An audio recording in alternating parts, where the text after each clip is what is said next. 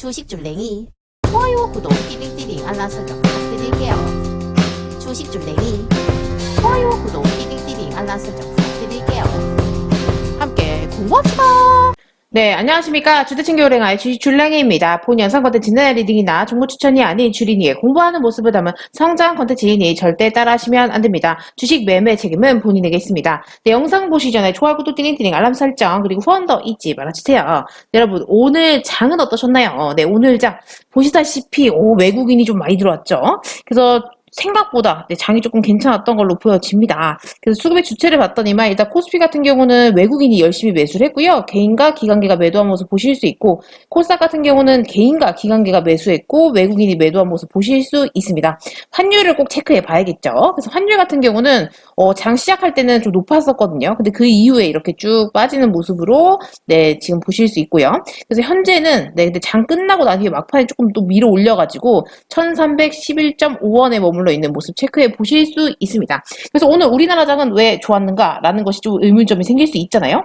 근데 미국이 어제 기술주 랠리가 펼쳐졌어요. 그래서 이제 증시가 바닥이 아니냐라는 의논들이 조금 생기면서 상승을 마감했거든요. 그래서 나스닥이 또 1.58% 상승한 것으로 체크해 보실 수 있습니다. 그래서 이런 식으로 한 번씩 체크를 해 보셔야 될 것 같고요.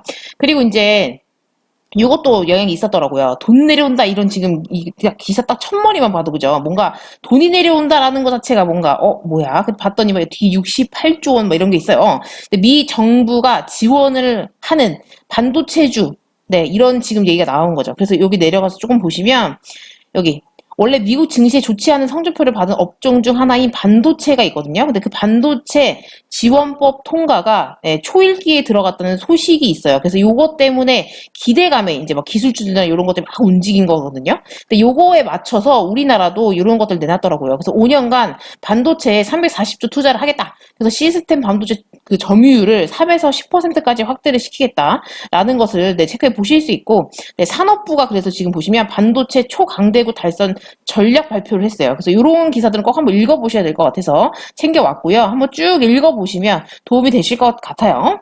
그래서 이런 거 절대 놓치시면 안 되고, 이 상태에서 이제 미국이 또 어떤 방향성으로 가는지에 따라서 우리나라도 따라갈 수밖에 없는 거 알고 계시죠? 그래서 이런 부분들 같이 한번 읽어보시라고 기사를 살짝 가지고 와봤습니다. 더 보기란에 넣어드릴게요. 그리고 또 장중에 이런 기사가 있었습니다. 러시아가 약속대로 유럽행 가스가 노르트스트림 1 재가동을 시작을 한 거죠.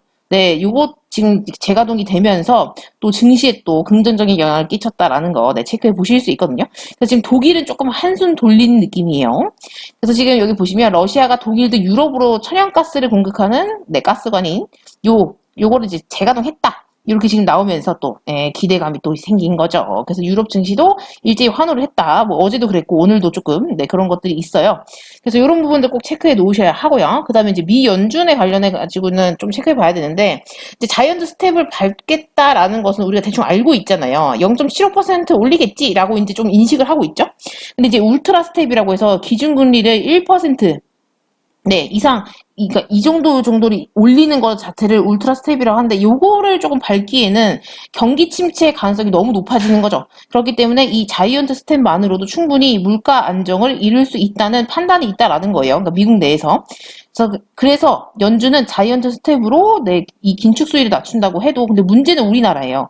우리나라와 지금 미국 금리의 역전은 불가피해 보인다 이거죠. 그럼 우리나라는 굉장히 외화가 많이 나가기 때문에 조금 힘들 수 있어요. 그래서 지금 이 부분에 대해서 하나는 또 어떻게 대처를 하는가라는 것이 관건이 될 것 같고요. 앞으로 계속 있어질 회의나 이런 것들을 우리는 좀 잘 체크를 해봐야 될 것 같아요. 그래서 이런 부분들 꼭 놓치지 않으시고 읽어봤으면 좋겠어서 또 가지고 와봤죠. 그래서 이것도 한번 체크해 보시고요. 그 바이든 같은 경우는 지금 조금 문제가 많은데 일단 이것도 체크해 보셔야 돼요. 기후변화 비상 상황이라고 하면서 인프라 확충에 3조 원을 투자할 것이라고 지금 얘기를 했어요. 그러니까 대통령령으로 그냥 아예 그냥 나의 권한으로 이렇게 밀어붙이겠다. 지금 약간 이런 느낌이긴 하거든요. 그래서 지금 여기 보시면 조만간 바이든 대통령이 추가 행정명령을 내놓을 것이다. 그래서 지금 이 부분에 관한 건 아직 정확하게는 아니지만 대략 나는 이쪽으로 갈 거야 라고 지금 어느 정도 얘기를 했기 때문에 이 네, 대규모 예산이 지금 무산이 됐거든요. 근데 요거 관련해서 대통령령으로 그냥 추진해버리겠다 하면 해야 되는 걸로 알고 있어요. 그래서 이런 부분들 조금 체크해 놓으셔야 되고, 이렇게 된다고 하면 다시 뭐 그 태양광주나 뭐 풍력 이런 거 있잖아요. 그런 것들이 또 움직일 수 있다는 것도 조금 체크해 놓으시면 도움이 되시겠죠. 그리고 이제 바이든이 시진핑과 열흘 이내 대화를 할 것이라고 지금 예상을 하고 있어요. 근데 뭐 아직 확실한 건 아니니까 항상 그런 추측들은 계속 난무하잖아요. 근데 좀 오래전부터, 한 달 이상부터 계속 요 얘기는 나왔기 때문에 이런 부분들은 꼭 체크를 해 놓으셔야 하고, 이 상태에서 만약에 대화를 하게 되면 또 어떤 부분에 있어서 얘기가 잘 될지 이런 것들도 꾸준하게 기사로 한번 체크를 해 보자고요. 그리고 여기 보시면 지금 뭐 CIA 국장은 중국이 우크라이나 전을 보면서 대만 침공 시기를 결정할 것이다 라고 지금 얘기를 하고 있어요. 그래서 안 되는데, 전쟁은 더 이상 안 되는데, 러시아가 우크라이나를 지금 침공한 상태에서 꽤나 오래 버티고 있거든요. 우리는 뭐 별로 피해본 거 없어, 막 이러고 있잖아요. 근데 이거를 생각했을 때는 그럼 되게 중국이 또 진짜 간을 보면서 만약에 러시아가 이번에 생각보다 그렇게 피해를 보지 않고 잘 마무리가 된다고 하면 중국도 대만을 하나의 중국 이러면서 그렇게 할 수 있죠, 충분히. 그리고 이제 미국이랑도 관계를 막 끊어내려고 하는 것도 가능하죠. 그렇기 때문에 이런 부분들도 조금 체크해 놓으셔야 될 것 같고, 언제든지 위험이 도사리고 있다라는 거 꼭 알아두셔야 됩니다. 그리고 지금 북한 같은 경우도 지금 신규 발열자가 첫 100명대래요. 그래서 북한판 거리두기를 시행한다고 합니다. 그래서 여기 보시면 봉사 단위들 뭐 수용 구매 영업시간 철저히 준수해야 된다라고 지금 얘기를 하면서 우리 남측이랑 약간 조치가 좀 유사하다고 하네요. 그래서 이런 부분들도 조금 체크해 놓으셔야 될 것 같아요. 아무래도 코로나가 퍼지게 되면 좀 대응이 힘들잖아요. 그리고 이제 알아서 인식을 시켜서 그런 것들 조심하게끔 해야 되기 때문에 이런 부분들은 국가적인 입장에서는 당연히 해야겠죠. 그래서 이런 부분들 꼭 알아두셔야 될 것 같고요. 만약에 코로나가 더 많이 퍼져가지고 그러면 아무래도 핵실험이나 이런 부분에 있어서는 조금 소홀해지지 않을까, 이제 그런 것도 생각해 보실 수 있어요. 그래서 이런 것들도 놓치지 않고 보셨으면 좋겠습니다. 그리고 우리나라 코로나 확진자 같은 경우는 많이 증가했어요. 지금 7만대에서 더 내려오질 않고 있어요. 이 상태에서 확 죽어야 되는데 그러지 않고 여기서 이렇게 놀리고 있다라는 건 언제든지 다시 빵 뛰어 올라서 10만을 바라볼 수 있다는 것도 알아두셔야 됩니다. 그래서 지금 코로나 확진자가 97%가 첫 감염인데 가을까지 확산세가 이어질 거라고 보고 있고요. 원래 한 23만 명, 8만 명 이런 식으로 예측을 했었잖아요. 근데 지금 이게 좀 문제가 확진자 중에 재감염자는 2.88%고 확진이 97%는 초기 감염이라는 거죠. 첫 감염. 나 처음 걸렸어, 이제 코로나. 약간 이러신 분들이 지금 걸리는 거예요. 그렇기 때문에 지금 면역력이 떨어지면 당연히 감염이 이어질 것이라고 예상을 하고 있는 거죠.